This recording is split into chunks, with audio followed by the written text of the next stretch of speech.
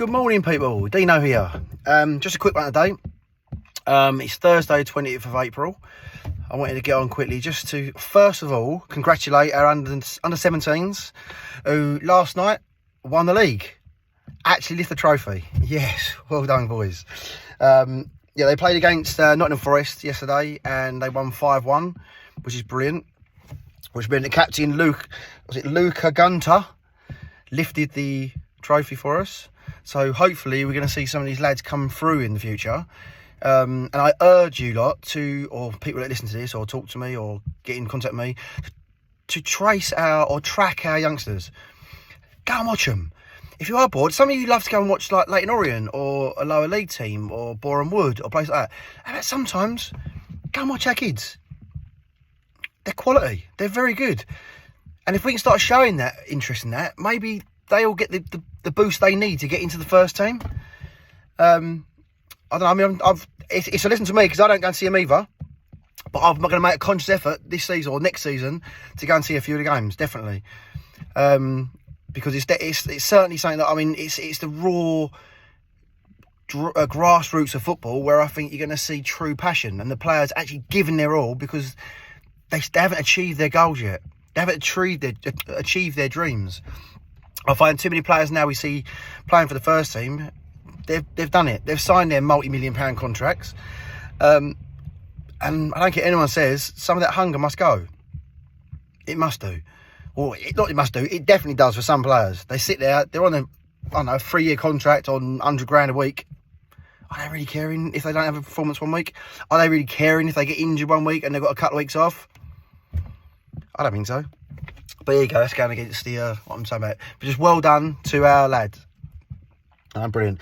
The second point I want to go on to, so it's only a quick one this morning because I'm pretty busy at work and it's a beautiful day,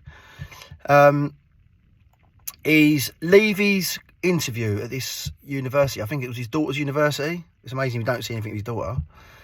It's just Mr. Megalomaniac there. We don't get any conversation from him. We don't get anything come back from him, so we've got any answers about our club. But suddenly university, where he can actually be showing himself on a more global scale away from football, suddenly gets an interview. What about getting an interview with someone like Ali Gold? Someone that's actually going to ask you some questions that we want to know? No, of course not. But I want to touch on a couple of the points that he made. Firstly, one of the things he said about is that the club's running really well, which we can't deny. The business side of the football club is fantastic. It is one of the best in the world, without a doubt. Considering the size we are and this crap trophy cabinets we've got, and the lack of success we've got, compared to our financial standing, if you like, is amazing. And I don't think any Spurs fans, or even the ones that hate him, would question that. The problem we've got is the statement he made was that we spent money and we bought players. But you've bought the wrong players.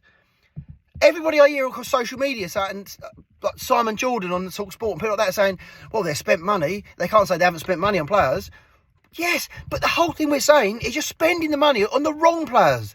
You're spending the money on the players that Paratici wants or Levy wants or whatever wants, who's in the background there, not the players that the manager goes to and says, I need him for that position. And any fan that knows, or the same as me, frustrated fan like me, knows that we know that managers go to him with a list of players that are top guys, which we've heard now from recently come out from Ramos, that he's gone and asked for certain players, and I'll certain players, and you go, oh, you can have this guy, you can't have this guy, you can have this guy. He ends up with like second-rate players all the time. So he can say he spent a load of money on players, but it's all been dross. They're not the players that the managers have wanted. So that's that one point. Put to bed, hopefully, because it's not about how much money you spend, it's where you spend the money. Surely that's obvious.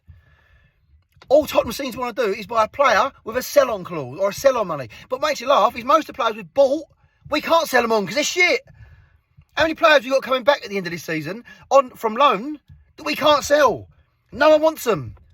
But these are players that Levy has bought that are quality, that have got a sell-on value. They haven't. All they do is sit there and stagnate our squad and make everyone play shit.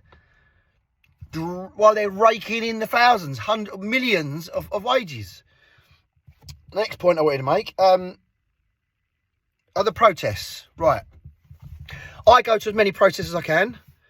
When I have a home game, I'm there. I've been to the training ground to a protest when it was freezing cold in the snow. I know Brian Dougal does all of them, and hats off to him. He's brilliant. He's out all of them. He goes gets a load of stick for it, which he bloody shouldn't, because all he does is care about the club. And any of you on here, or any people here that gives him stick about that, I think you need to look at yourself in the mirror. That guy, okay, you may think he's a bit extreme, but he's only doing it because he loves the club, and he's so pissed off, as I am, with being the laughing stock of all of my mates, everyone that supports another club. I tell them how great Tottenham are, and all they ever say, what you won, and all the things they say to you, we've got an argument for them, because we really deep down know they're right. So what I would say is, if you can make it, just come along. If you're at a home game, it's usually opposite the shop, the Spurs shop. Come over, have a little chat with some people. Just show your face, just to show a few more numbers there. Because at the moment, it's like 20, 30, 40, 50 people, sometimes at the most, that really care about that club.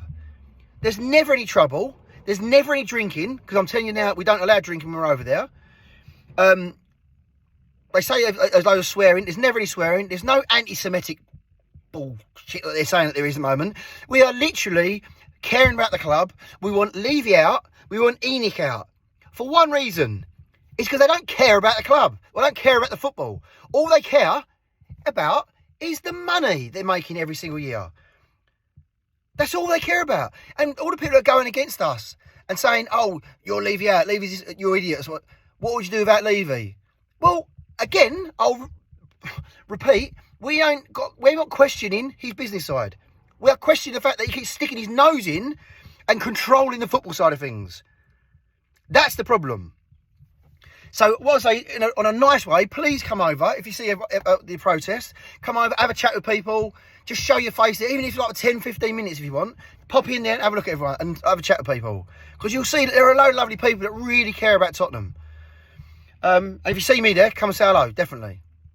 Right, I'm going to go, because it's lovely and sunny, and I want to get some work done. Have a great time, everyone. I hope everyone's well, and come on you Spurs.